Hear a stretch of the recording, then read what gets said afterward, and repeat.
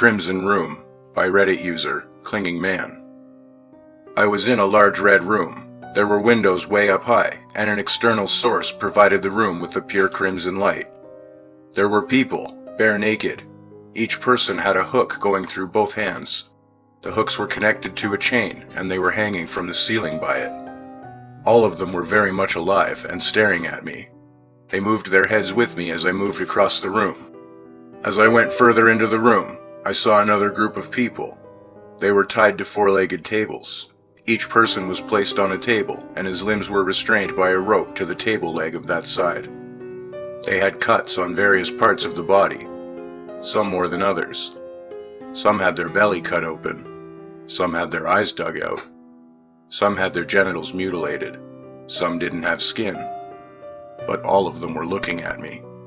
Even the ones who didn't have eyes moved their heads as I went along.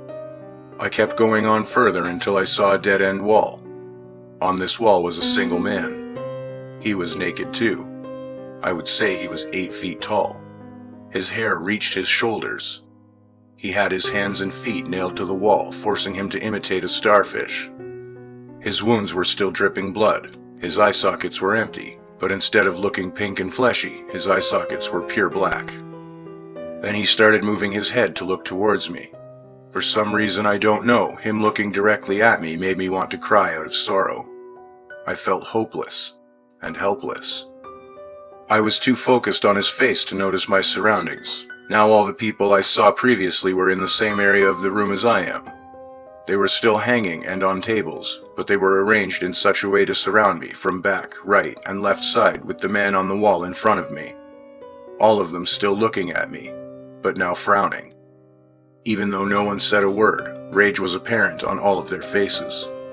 Then the man on the wall opened his mouth to reveal 4 rows of jagged, sharp teeth, and without warning, he let out the most blood-curdling shriek I've ever heard. After that, he started screaming, "There is no escape," repeatedly.